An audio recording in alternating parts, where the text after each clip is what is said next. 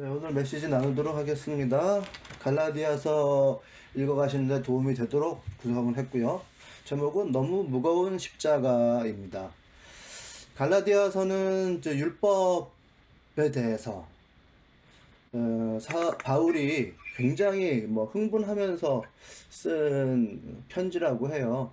그래서 옛날에는 양피지에 썼기 때문에 아주 작은 글씨로 전문적으로 이렇게 글을 썼어야 되잖아요. 요즘 같으면 워드 프로세서에 작은 글로 써야 하지만, 그래서 누구에게인가 전문적인 사람에게 필사를 맡기는데, 바울이 너무나도 중요한 글이다라고 생각했기에 중요한 글자는 자기가 큼지막한 글자로 막 써가지고 보냈다고 하는 이 갈라디아서예요.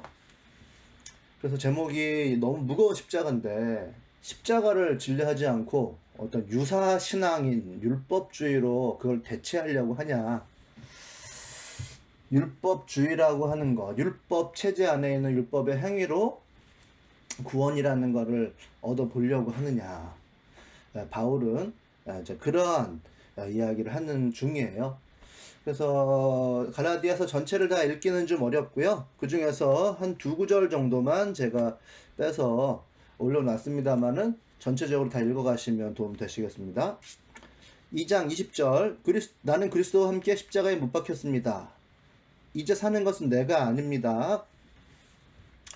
일단 십자가에 못 박혔다는 말이 중요하고요. 그리스도께서 내 안에 사시는 것입니다. 내가 육신 안에 사는 것은 나를 사랑하셔서, 십자가 사역이 가장 중요한 부분이죠. 나를 사랑하셔서 나를 대신하여 자기 몸을 내주신, 대신해서 희생, 하나님의 아들을 믿는 믿음 안에서 사는 것입니다. 나는 하나님의 은혜를 헛되게 하지 않습니다. 의롭게 하여 주심이 율법으로 되는 것이라면 그리스도께서는 헛되이 죽으신 것이 됩니다. 이런 구절이 있고요. 그리고 갈라디아서 5장 1절을 읽도록 하겠습니다. 그리스도께서 우리를 해방시켜 주셔서 자유하게 하셨습니다. 그러므로 굳게 서서 다시는 종의 멍에를 매지 마십시오. 나 바울이 여러분에게 말합니다. 여러분이 할례를 받는다면 그리스도는 여러분에게 아무런 유익이 없습니다. 내가 할례를 받는 모든 사람에게 다시 증언합니다. 그런 사람은 율법 전체를 이행해야 할 의무를 집니다. 이제 왜 썼나를 먼저 말씀을 드릴게요. 어차피 여러분들이 다 읽어 가시는 걸 전제로 해서 나누는 메시지니까 배경에 대해서 또 이제 중요한 신학에 대해서 말씀드리고 나머지는 여러분들이 파악하시는 걸로 그렇게 할게요. 왜 썼냐? 이제 이게 중요한데요. 이 당시 선교 사역의 구도를 보면은 이 게바, 즉 베드로가 중심에 있어요. 요한과 야고보, 이런 사람들이 기둥이라고 나와 있습니다. 기본이 되고, 그리고 이 사람들이 가만히 보니까 바울이라는 사람들이 무할례자들에 대한 선교를 하고 있는데 그게 굉장히 의미 있는 것 같아서 그들을 선교사로 인정해 줬어요. 바울을. 그래서 할례자들에 대한 사역은 게바, 무헬라자들은 바울, 이런 신사협정이 맺어졌습니다. 그리고 가난한 이들을 위해서 힘쓰자, 이렇게 신사협정이 맺어졌는데, 가만히 보니까 무할례자들에 대한 새로운 메시지가 나돌고 있더란 말이죠. 그것이 갈라디아서 2장 3절을 읽어보면, 그러나 나와 함께 있는 헬라인 디도까지도 억지로 할례를 받게 하지 아니하였으니 이는 가만히 들어온 거짓 형제들 때문이라, 이렇게 되어 있는데, 이제 헬라인 디도는 영적인 아들처럼 그렇게 바울과 함께 사역했던 헬라인이에요. 그래서 가난한 자들을 구제하기 위해서 혹은 편지를 보내기 위해서 여기저기로 몸소 뛰어다녔던 분이 이 헬라인 디도라는 사람인데, 이 사람에게까지도 할례를 받지 않게 했는데 그 일부러 그랬다는 거예요. 왜냐? 새로운 교사들의 거짓 가르침이 나돌고 있기 때문이다 라고 하는 거죠. 그게 뭐냐 하면, 언약 백성이 완전히 소속이 되려면 할례를 받아서 모세의 언약 속으로 들어와야 된다. 그래야 구원이 있다라고 거짓 가르침이 나돌고 있다는 말이죠. 그것이 그러나 예루살렘으로부터 나온 것 같다. 이제 이런 거예요. 그럼 문제가 되는 게 이제 율법주의죠.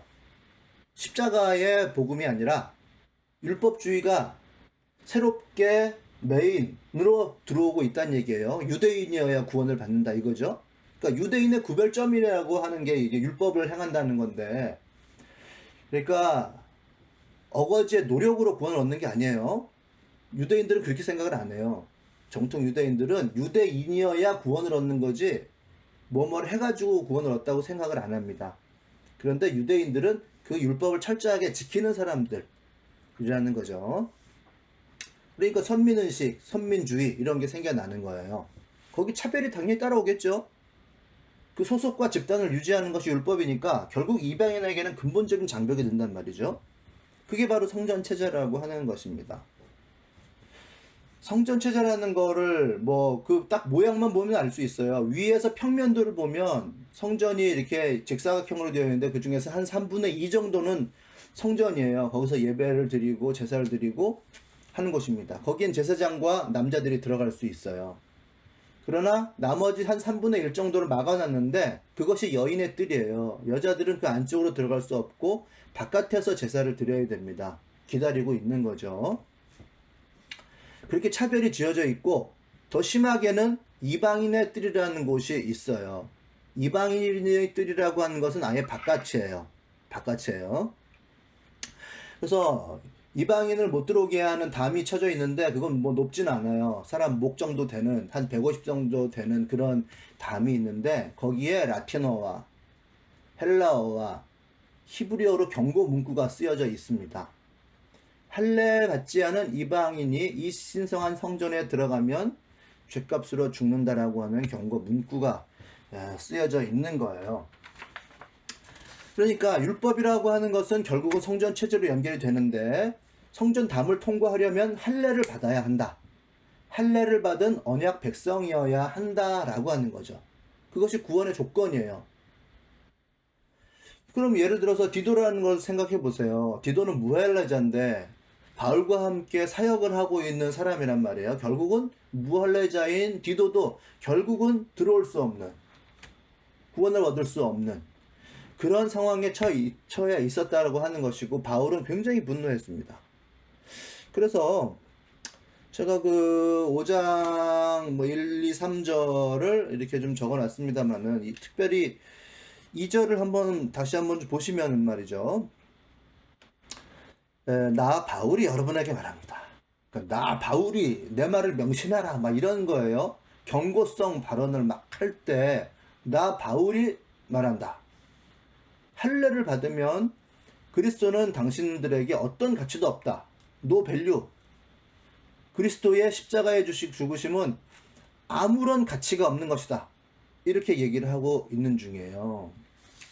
할례를 받으면 율법 행위에 속한 자가 됩니다. 그러니까 율법의 행위에 속했다라고 하는 것은, 사실은 할례를 받은 것은 그 중에서 가장 일부예요. 일부. 할례를 받으면 일단 성전 안에 들어오게 해줬어요. 그리고 율법의 행위라고 하는 것은 나도 지킬 수 없고 너도 지킬 수 없는 엄청난 체계인 거예요. 바울은 그렇게 주장하는 겁니다.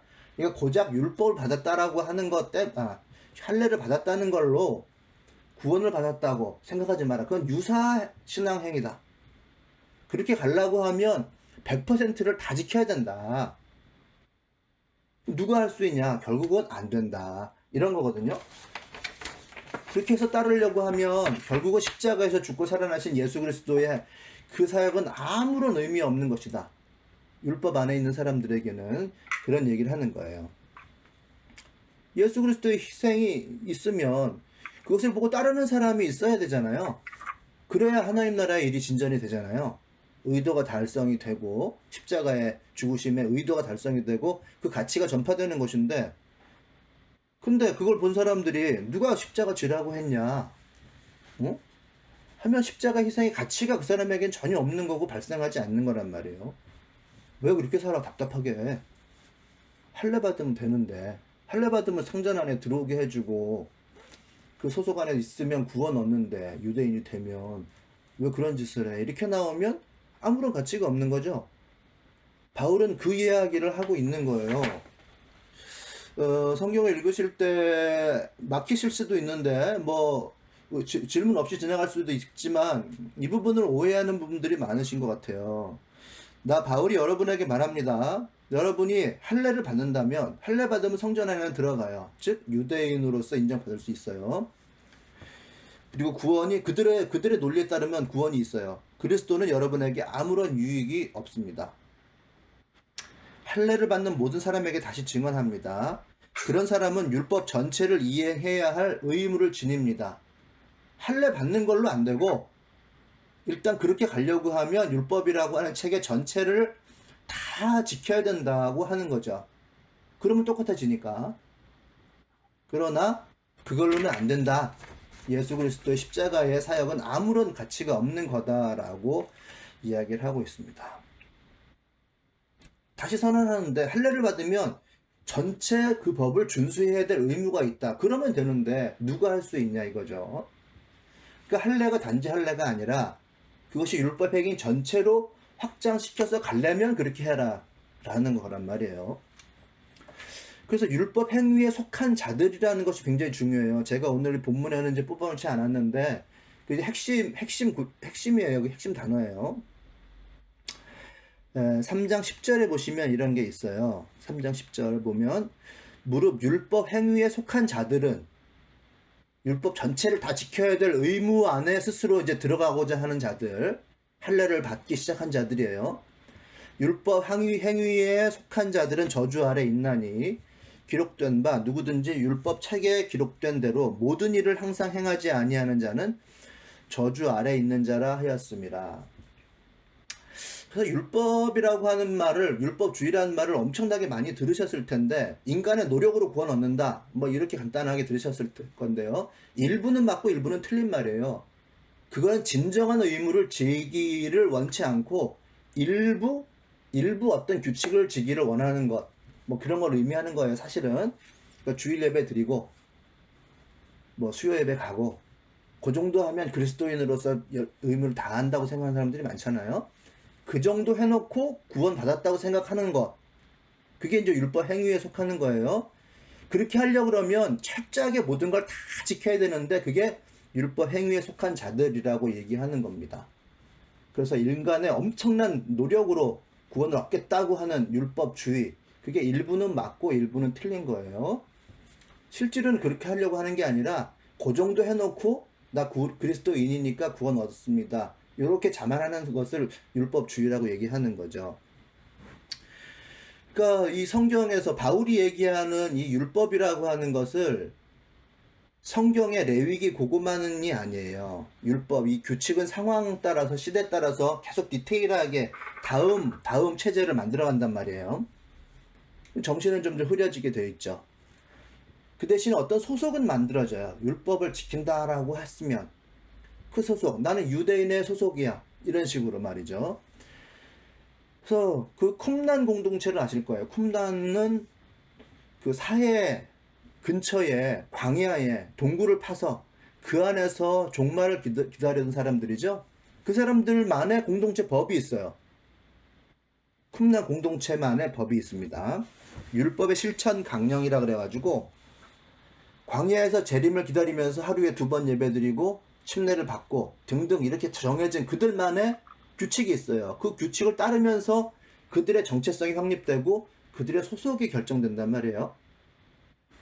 율법의 체제라고 하는 건 그러한 것을 의미해요. 인간의 노력으로 구원 얻으려고 한다. 단순히 이런 것이 아니고.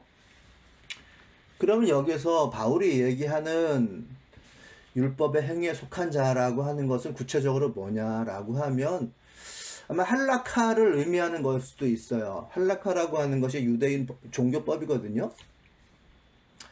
그 할라카는 사실은 그 에서부터 학사 에스라 있죠. 그 사람이 다시 한번 율법이라고 하는 것을 재해석하면서 이렇게 살아야 된다라고 사람들에게 율법을 해석해주면서 생겨난 새로운 율법의 해석판이 있습니다. 이제 그것을 우리가 얘기하는 탈무드라고 생각하시면 되는데, 탈무드 중에 율법에 해당하는 부분이 있어요. 탈무드는 무슨 이야기도 있고 다 있잖아요. 탈무드 안에 어떤 율법에 해당하는 부분 정도로 생각하시면 되겠습니다. 그게 법이에요. 유대인의 종교법. 지금 이스라엘의 법이라고 생각하시면 안 되고, 요즘 이스라엘 사회 속에서도 고대 종교적 전통을 지켜가고자 하는 사람들은 이 종교법을 따라요. 율법이죠. 이것을 따르는데 굉장히 세세하게 랍비들이 율법을 해석했어요. 바로 그것을 이야기하는데, 거기 그 해석본 보면 주일에 전자레인지를 돌려야 되냐 말아야 되냐까지 다 있어요. 그 사람들이 안식일에 쉬라고 하면 편안하게 쉬면 좋은데, 쉰다는 게 무엇을 의미합니까? 이렇게 물어보는 사람들이 있단 말이죠. 그러면 그렇게 가르쳐주면 그대로 따르겠습니다라고 얘기하는 사람들이 있어요. 답답하게. 그러면 랍비들은 그걸 또 해석해줘요. 그러면 축전지에다가 저장해 놨다가 그걸로 전자레인지 돌리면 된다, 이렇게 해석을 해주면 그걸 따르는 거예요. 바로 그렇게 하는 게 율법 행위에 속한 자들입니다. 5층 건물이 있는데 철저한 전통 유대인이다 하면 건물에 주일날 안식일이죠. 안식일에 엘리베이터를 가동할까요 말까요를 랍비한테 묻는단 말이에요. 그러면은 그거 노동을 통해 가지고 전기가 생산된 거니까 하지 말아라, 이렇게 할 수도 있고, 그러면 하루 전날 건물 전체에 예비 전전지를 마련해놨다가 그걸로 엘리베이터를 가동해라 하면 또 그걸 가동한단 말이에요. 그러니까 이렇게 얘기를, 판단을 내려주는 현인들, 랍비들에게 무한한 권리가 있어요. 아주 존경을 무한하게 하는 거죠. 모세의 전통을 이어받은 사람들이에요. 이게 무릇 율법 행위에 속한 자들의 행동을 의미한단 말인 거예요. 그래서 단지 할례를 받는 게 아니라 그런 거 하나하나를 100% 다 지킬 거면 그 길로 가도 되는데, 너도 못 지키고 나도 못 지킬 것을 왜 이방인에게 강요를 하냐. 그런 짓은 하지 말자. 그 정신이 중요하다라고 얘기하는 게 지금 바울 사도가 얘기하는 그리스도의 죽으심을 헛되게 하는 그 유사신앙 행위인 율법주의를 버려라 라고 이야기를 하는 거란 말이에요. 전자레인지를 써도 되는지, 뭐 엘리베이터를 돌려도 되는지, 우리가 진짜 현실의 질문이에요. 현실의 질문이 그렇습니다. 그러니까 이 갈라디아서를 읽으면서 율법 체제의 문제가 뭔지를 알고서 읽어야 돼요. 아, 율법은 의무를 중요시하는구나, 그 정도가 아닌 거예요. 율법 체제 안에 있으면 정해진 룰을 지키는 정도의 신앙생활을 하면, 즉 주일에 한번 예배 드리고 수요일에 하고 헌금을 하고 그 정도로 구원을 얻는다고 생각하는 것이 문제가 된다는 거죠. 실제로는 그거 이상의 가장 디테일한 율법을 지켜야 하는데 그런 거 안 하고 할례 받은 정도로 다 했다고 생각하는데, 문제는 뭐냐 하면 진짜 중요한 거는 십자가라고 하는 절대적 진리가 내면에 정립이 안 돼도 돼요. 일단 그런 걸 지키면. 십자가라고 하는 게 뭐예요? 내가 희생해서 내가 사랑해야 될 사람을 살린다는 거잖아요. 그런 결단을 늙어 죽을 때까지 계속 미루고 살아도 된다는 게 율법주의의 문제인 거예요. 나를 희생하고 남을 살리는 순종의 태도, 그게 십자가예요. 명백한, 뭐 여러 가지 더 해석이 있을 수 있지만 일단 드러나는 것은 십자가라고 하는 건 그런 것인데, 그거를 무효화시키는 율법주의 절대 안 된다고 펄펄 뛰고 있는 게 이 갈라디아서거든요. 십자가의 신앙이라고 하는 건 그런 거예요. 우리 안에서도 마찬가지입니다. 십자가가 절대적 진리예요. 믿음의 핵심이에요. 그런 십자가의 결단을 미루고 신앙생활을 한다?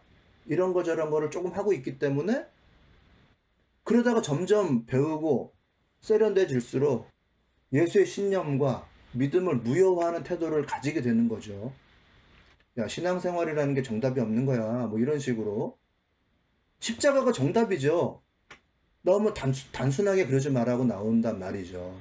성경에 이런저런 얘기를 막 다 하고 있으니까 사는 게 정답이 없는 것처럼 신앙생활이라는 걸 단순하게 그렇게 얘기할 수 없어. 희생하는 거, 단순하게 그렇게 얘기할 수 없어. 일상의 신비를 생각해봐. 여유 있게 즐기는 거 하나님께서 원하시는 거 아니야. 라고 얘기하면서 예수님께서 죽으신 그 희생과 순종을 무효화시키는 그런 발언을 하면서도 그게 문제인지를 모르는 게 율법주의인 거예요. 십자가처럼 분명한 메시지가 또 있나요? 내가 죽고 사랑할 사람이 사는 거. 그거 부인할 사람이 있나요? 딱 예수님의 십자가를 쳐다보고 생각한다면? 근데요, 율법 행위에 속한 자가 된다는 거, 율법을 지킨다라는 것은 그래도 학습을 통해서 뭔가를 알았다는 거잖아요. 뭔가를 깨달았다는 거잖아요. 그렇게 어설프게 이제 깨닫기 시작하면서 이제 문제가 생깁니다. 그 절대자에 대한 부정은 안 하죠. 하나님에 대한 부정은 안 할 거예요. 그 신앙도 안 떠날 거예요. 떠나지 않으니까 율법주의고 뭐고가 생기는 건데 진리적 결단은 미루는 거예요. 그러면서 이 사회의 안정적인 궤도 안에서 움직이려고 하는 태도가 생겨나는 거죠. 그게 육체를 따른다라고 표현하는 것의 의미인데 육체라고 하는 게 이제 의미하는 게 그런 거예요. 이 시대를 의지해서 살아가는 어떤 인간의 연약한 본성 이런 것을 육체라고 성경은 이제 보통 쓰거든요. 그러니까 백그라운드가 필요한 거죠. 뭔가 현실적인 의지를 바라는 태도. 그래서 어떤 소속이 필요한 거예요. 나는 꼬박꼬박 주일에는 다녀, 얘 교회 다녀. 나 교회 집사야. 뭐 이런 거예요.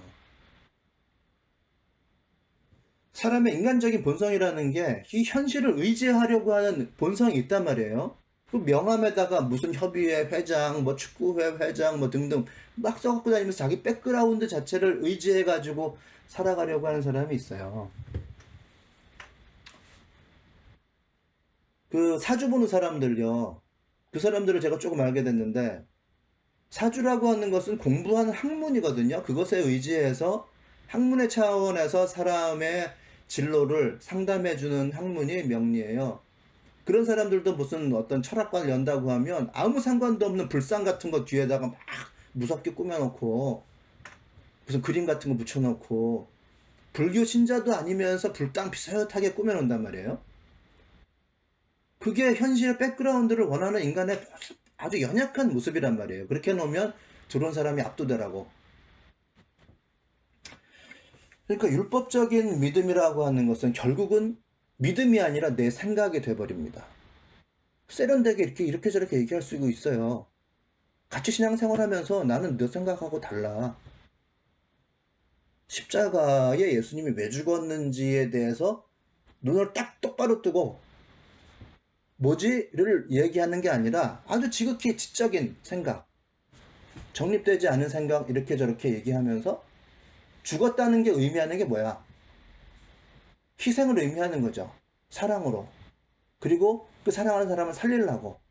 그랬더니 결국은 나도 살았다가 십자가인데 그거는 딱 부러지게 얘기하지 않고 이런저런 것을 얘기하게 되는 게 율법 행위에 속한 자들이 가진 문제라고 하는 것을 이 갈라디아에서는 얘기를 해주고 있습니다. 그 십자가라고 하는 이런 고통과 같은 악몽, 이걸 평생 지고 가야 되냐? 하나님이 그걸 원하실까? 또 이런 것도 생각해 볼 필요는 있어요. 일단 기본은 그거예요. 그게 안 되면 예수님이 죽으신 것, 살인하신 것은 노 밸류, 아무 의미가 없다. 아무 가치가 없다. 그것을 무효화하는 게 율법주의적인 태도다. 고작 할례 받아놓고 다 했다고 생각하는 거.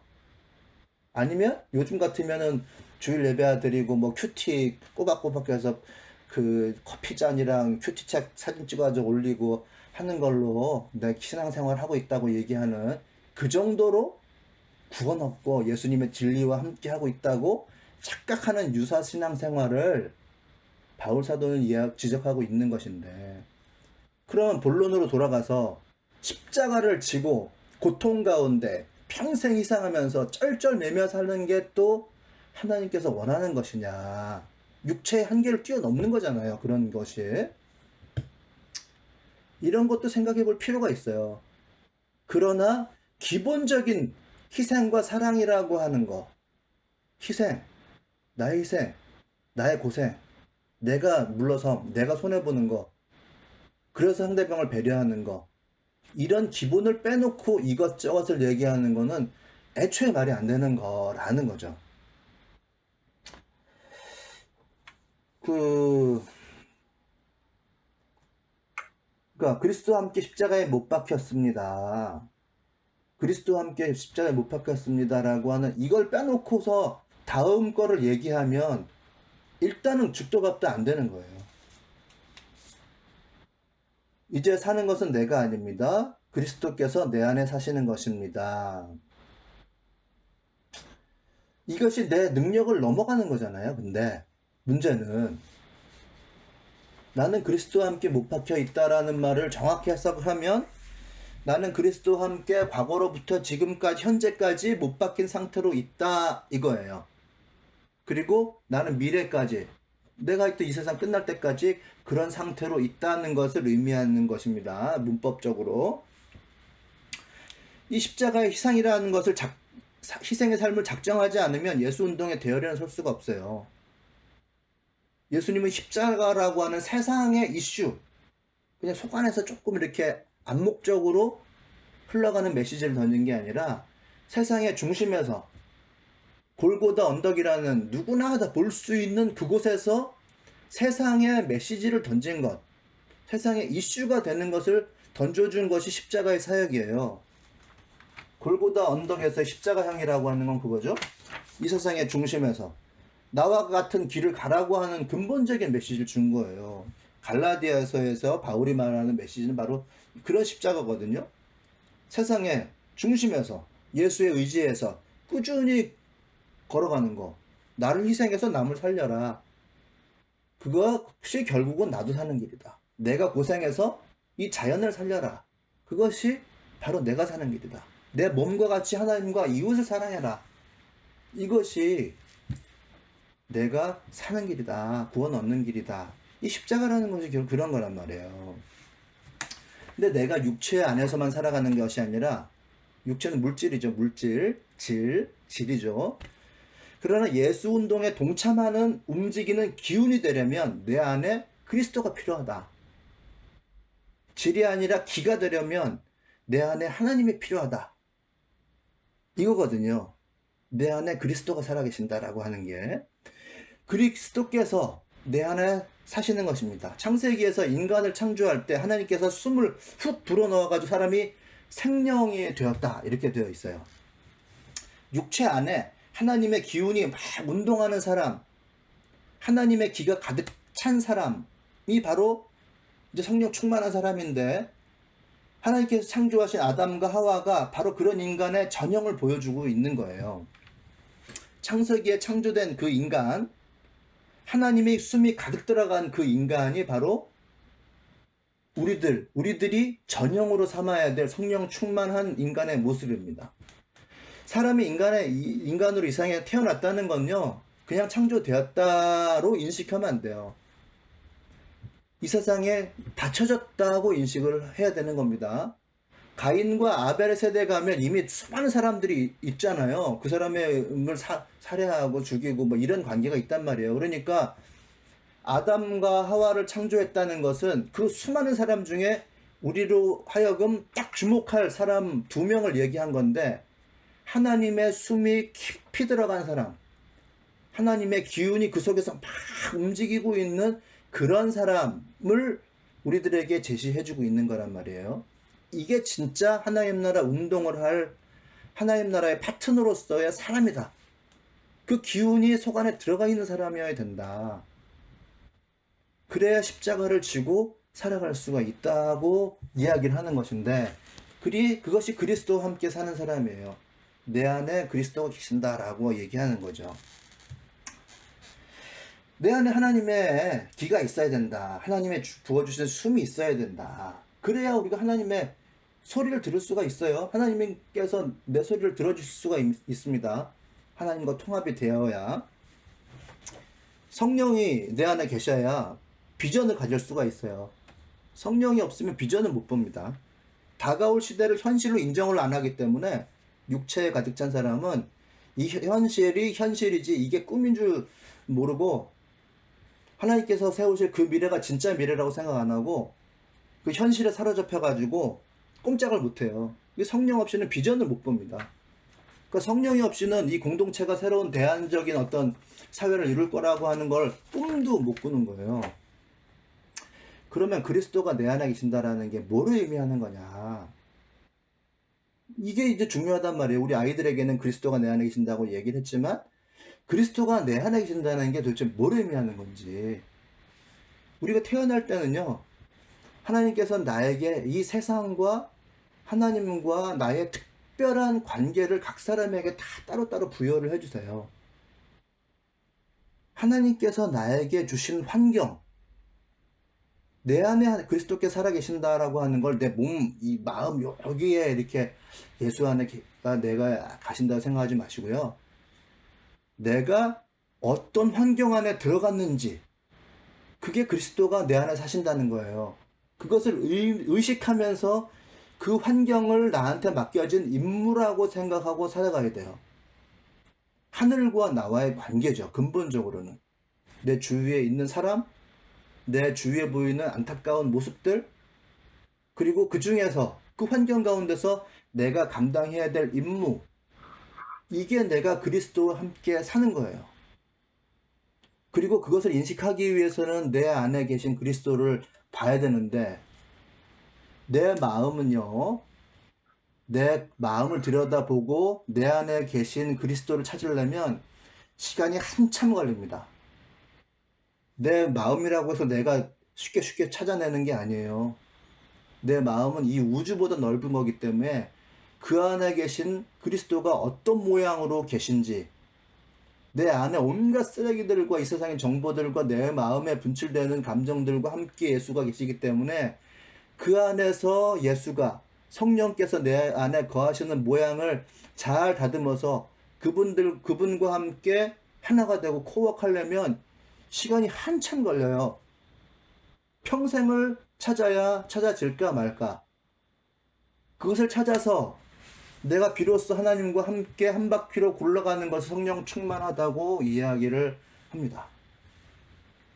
내 안에 그리스도께서 함께 사신다라고 하는 것은 내 안에 이미 들어와 계시지만 내가 찾고 있지 못한 하나님, 예수 그리스도와 함께 어떻게 하면 내가 한 육체가 되어서 살아갈 것인가. 그리고 하나님께서 나에게 주신 환경, 이 환경이 나에게 맡겨진 임무예요. 내 주위의 사람들, 그리고 그 중에서 내가 달란트를 받아서 해야 될 일, 그것을 찾으면 내가 비로소 그리스도와 함께 움직여 갈 수 있는데, 그러려면 먼저 학습을 해야 되고 맨몸으로 부딪힐 수가 없으니까 하나님께서 어떤 마음을 가지고 계신지를 알아야 내 주위에 있는 환경이 구성이 되겠죠. 하나님께서는 나에게 똑같은 환경이지만 나에게 이러한 마음을 주셔서 이런 환경 가운데서 이런 사람을 바라보고 살아가게 하셨구나. 이러한 자연 환경 가운데서 이러한 인공적인 환경 가운데 살아가게 하셨구나 라고 하는 것을 알려면 하나님의 마음을 학습해야 된단 말이에요. 똑같이 학습하더라도 각 사람은 다 다르게 인식할 거예요. 그리고 그 인식되는 게 나에게 주어진 환경입니다. 그리고 그 중에서 딱 하나 내가 해야 될 일을 찾는 것, 그것까지 나가는 것이 바로 학습이에요. 학습.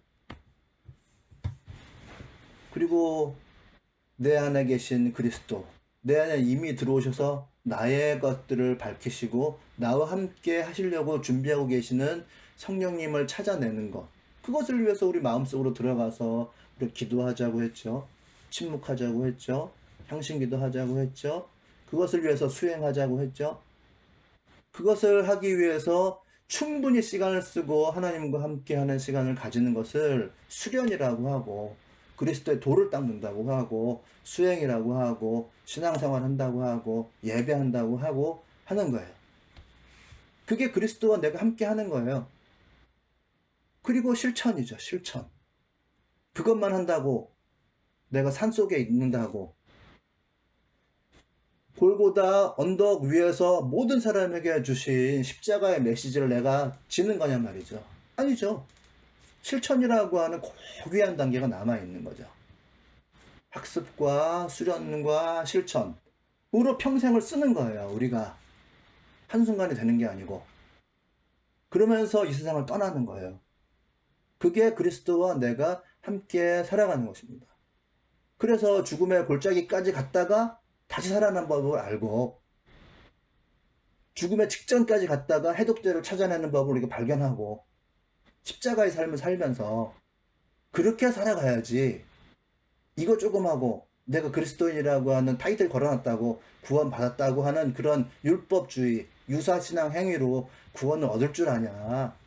그렇게 하려면 120%를 해야 되는데 인간의 노력으로 그것이 가능하냐.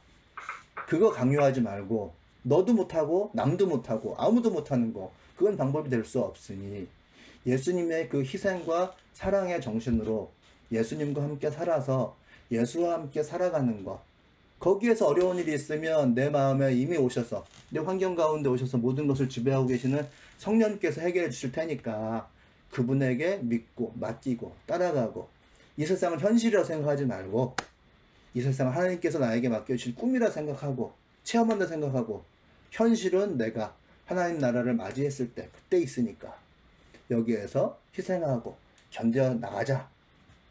이것이 이제 바울이 이야기하는 십자가의 삶인 것이에요. 내 주위에 사랑할 사람이 천사 같으면 아무 문제가 없는데요. 내가 사랑해야 될 사람은 보통 답답한 경우가 많아요. 아주 인간 이하의 사람인 경우가, 내가 사랑해야 될 사람은 그렇습니다.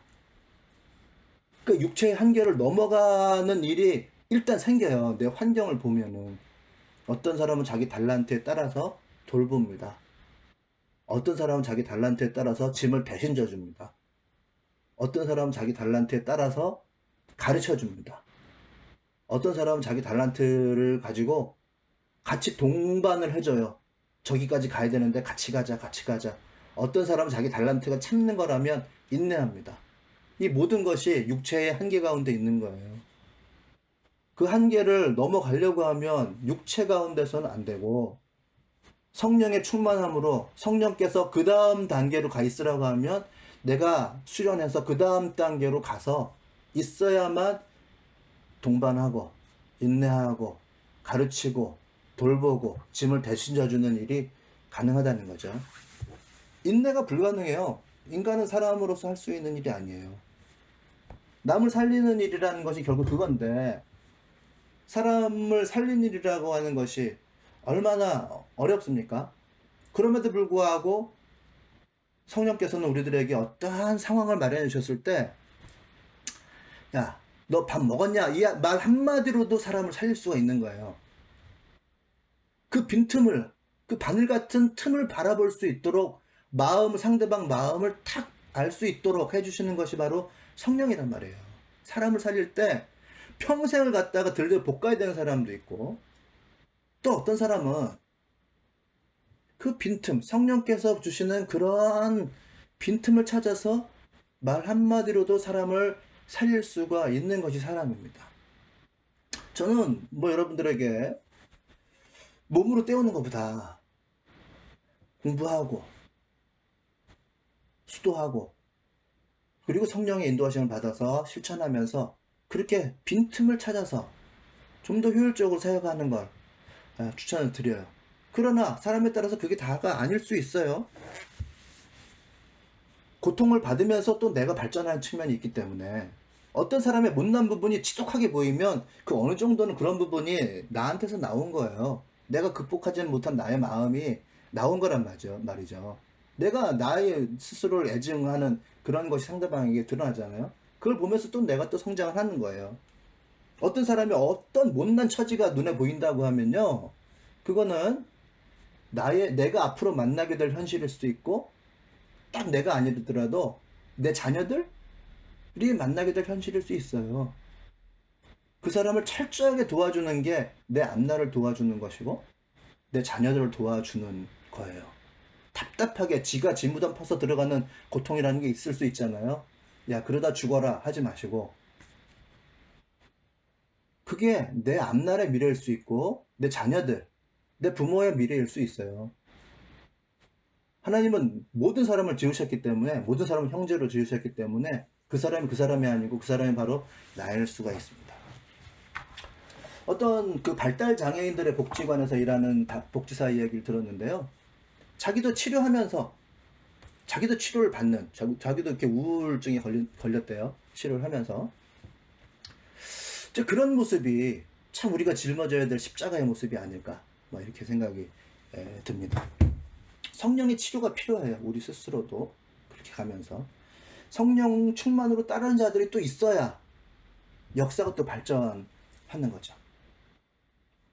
그러니까 우리가 어떤 길을 갈 것인가를 이제 우리 갈라디아서에서 이제 보게 되는데요. 뭐 율법의 길과 자유의 길이 있다고 우리가 이제 일단은 볼 수가 있어요. 근데 율법은 초등 학문이니까 기본적인 학문이니까 율법을 넘어서 자유로 가려면 어떻게 해야 되는가?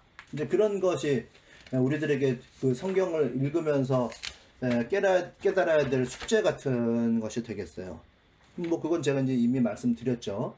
내 안에 근본이 필요하다. 그리스도와 함께 한다라고 하는 율법의 행위에 속한 자가 되는 것이 아니라 내 안에 근본되는 그리스도가 필요하다. 성령과 함께 행하고 내가 어디에 소속된 사람 정도가 되는 게 아니고 성령과 함께 행하는 근본적인 희생과 사랑이라고 하는 순종의 태도, 십자가의 태도, 이것은 중심에 있어야 된다 하는 것을 갈라디아서는 얘기해주고 있습니다. 근데 이것이 이제 너무 무거운 십자가가 되니까 그거는 못 지겠고요. 어느 정도 율법이라고 하는 걸로 일단 스타트 해보겠습니다. 이렇게 되다가 그 십자가의 결단을 최후까지 미루면서 그게 신앙인 줄 알고 살아가는 사람들이 있다는 거죠. 그것이 우리가 제가 얘기를 하면서도 참 마음이 무거운 게 이게 모든 사람들에게 있는 거란 말이에요. 저뿐만 아니라 모든 사람에게 있는 것이기 때문에 이거 설명하기도 어렵고 설명하면서도 마음이 무겁고 이것이 누구에게 된 지적이 될 수도 있고 하지도 못하면서 얘기하는 바가 될 수도 있고 이제 이런 것이 됩니다. 그러나 갈라디아서가 이야기하는 핵심적인 메시지는 각자가 다 깨달아야 된다 라고 하는 거 말씀드리고 싶습니다. 자, 오늘 말씀을 이렇게 마치겠고요. 여러분들이 주중에 쭉 읽어가시면서 좀 더 깊은 각자의 깨달음이 있으시기를 바랍니다. 네, 한 3분 정도 기도하는 시간 가지겠습니다.